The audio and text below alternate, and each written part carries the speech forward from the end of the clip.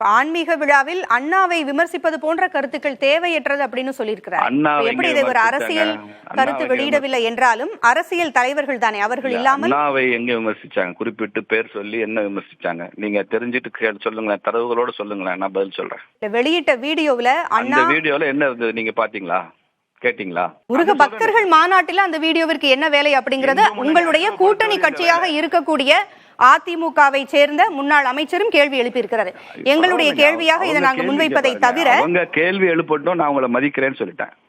அவங்க கேள்விகளே வரவேற்கிறேன். பட் அந்த வீடியோ ஒளிபரப்பப்பட்டதற்கான கான்டெக்ட் என்ன என்பதை நான் சொல்றேன், பின்னணி என்ன என்பதை நான் சொல்றேன். ஏன்னா இந்த நிகழ்ச்சியை நடத்தியது இந்து முன்னணி அறிமுகப்படுத்தக்கூடாதுன்னு நீங்க எப்படி சொல்ல முடியும்? முருகனை பத்தி தான் அறிமுகப்படுத்தணும், இந்த நடத்துற இந்து முன்னணி அறிமுகப்படுத்தக்கூடாதுன்னு யாரும் சொல்றது உரிமை உங்களுக்கு இருக்கா? இல்ல நீங்க தானே சொன்னீங்க அது முருக பக்தர்கள் மாநாடு தான், அதற்கும் அரசியலுக்கும் எந்த தொடர்பும் இல்லைன்னு நீங்க தான் சற்று முன்னர் சொன்னீங்க. அது அரசியல் இல்லை, இந்து முன்னணியை தான் அறிமுகப்படுத்துறோம், இந்து முன்னணி நோக்கங்களை சொல்றோம், அவ்வளவுதான். மீண்டும் மீண்டும் சொல்றோம், இது எங்களுடைய கருத்து என்பதை விட உங்களுடைய கூட்டணி கட்சியாக இருக்கக்கூடிய அதிமுகவை சேர்ந்த மூத்த தலைவர்கள் முன்னாள் அமைச்சர்கள் எல்லாம் அங்க இருந்தாங்க.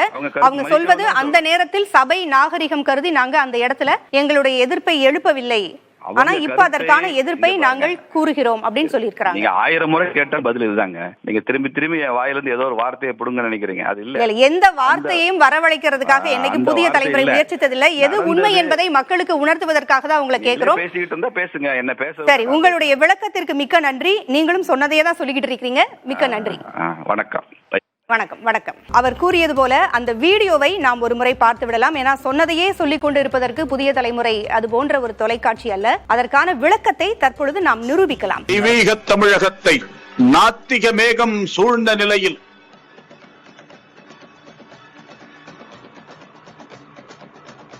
இந்துக்களுக்காக வாதாட போராட பரிந்து பேச வந்த மாமணி இந்து முன்னணி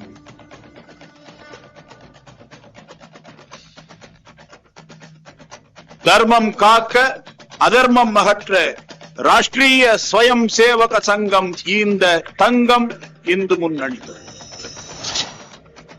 போலி திராவிடத்தை வேட்டையாடிய சிங்கம்